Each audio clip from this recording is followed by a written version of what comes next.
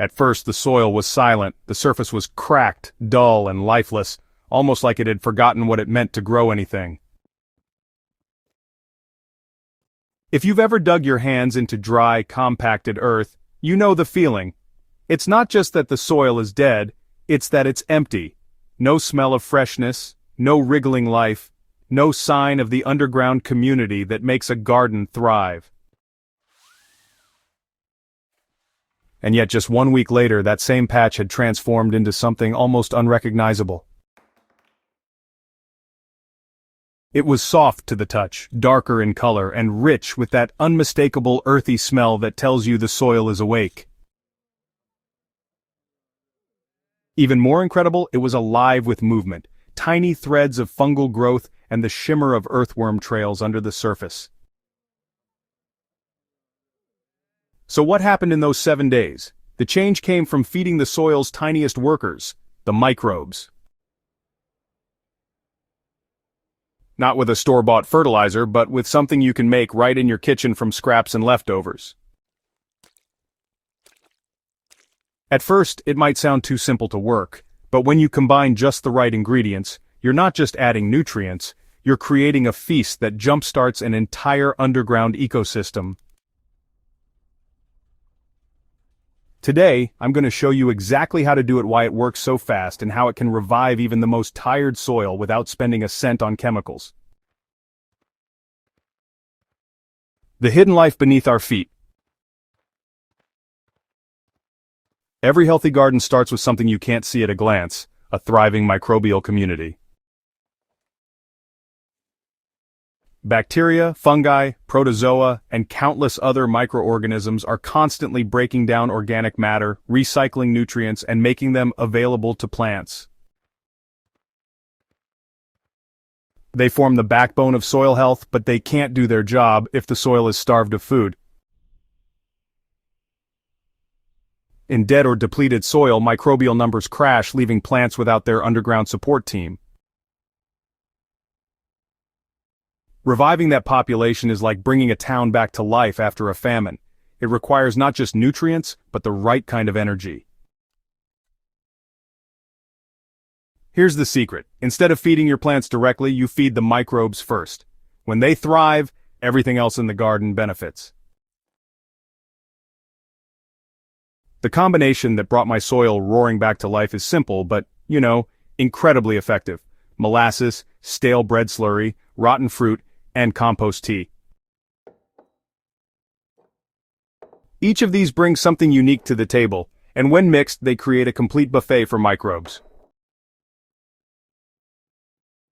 Molasses is pure microbial candy. It's loaded with simple sugars that bacteria and fungi can digest almost instantly, giving them a rapid burst of energy. Stale bread slurry might seem like waste, but bread is full of starches that break down into more sugars, providing a slower, sustained food source. Rotten fruit adds natural sugars, organic acids, and a wide range of trace minerals. And compost tea is the carrier, not just a liquid, but a living culture of beneficial microbes ready to multiply as soon as they hit fresh food. When this mix hits the soil, it's like hosting a massive block party for microbes. They multiply fast, chewing through the food and releasing plant-available nutrients as they work. The surge in microbial activity also attracts earthworms, which further break down organic matter and aerate the soil. The key to this method's speed is that you're giving microbes everything they need in one go. Quick energy from molasses, bulk carbohydrates from bread, a vitamin-mineral boost from fruit, and living reinforcements from compost tea.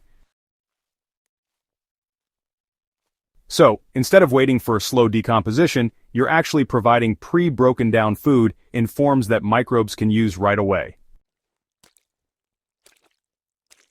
It's really the microbial equivalent of serving a ready-made meal instead of just raw ingredients. Because microbes work around the clock, changes happen a whole lot faster than you might expect. Within just a few days, populations explode, organic matter is broken down, and honestly, soil structure starts to improve. You'll notice a darker color as humus forms, better moisture retention, and, that fresh, earthy smell that signals biological activity. In my own garden, I saw earthworms moving into the treated patch by day 4. The topsoil, which had been hard and crusted, became crumbly and soft. Moisture was held longer after watering, and even the small seedlings nearby seemed, a bit perkier within about a week. That's not magic, that's biology.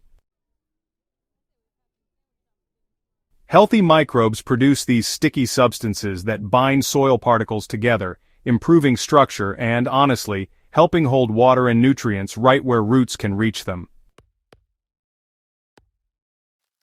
Making this microbial feast is straightforward. Start with a bucket and add a few tablespoons of molasses. Take your stale bread, tear it into pieces, and soak it in water until it becomes a slurry. Add a handful of overripe or rotting fruit, peel, seeds, pulp, all of it. Then pour in enough compost tea to create a pourable mixture. Stir well to blend everything. When applying, drench the soil surface in the late afternoon or evening to avoid the midday sun, which can kill beneficial microbes before they establish. Lightly water afterward to help it soak into the top few inches of soil where microbial activity is most intense. As powerful as this method is, it's important not to go overboard. Too much molasses or bread can throw the balance off, leading to unpleasant smells or even drawing unwanted pests. Think of it as a treat for the soil. A little goes a long way. Always pair these rich feedings with carbon sources like straw, dry leaves, or shredded cardboard to balance the nutrient profile and keep the soil food web stable. This method is a fast way to wake up your soil, but it's also a stepping stone to a bigger goal, building a self-sustaining ecosystem underground. Over time, regular organic matter additions, mulching, and diverse plantings will keep your microbial populations thriving without constant feeding. By avoiding synthetic fertilizers, you also avoid the chemical salts that can harm soil life, making your garden healthier and more resilient year after year. Feeding the soil instead of the plants shifts your whole approach to gardening. Instead of chasing quick growth with store-bought nutrients, you're building a living foundation that can support abundant harvests for seasons to come. You're also reducing waste by turning kitchen scraps into soil food, keeping them out of the landfill and putting them to work in your garden. So, next time your soil looks tired, remember, you don't always need a bag of fertilizer to bring it back to life. Sometimes, all it takes is a little sweetness, some scraps, and a living starter culture to turn it into a thriving home for billions of unseen helpers. If you found this guide helpful, share it with other gardeners, and help spread the knowledge of building soil health naturally. And for more proven, sustainable gardening tips that work in real backyards, make sure you subscribe to Hydro Haven so you never miss the next soil-saving secret.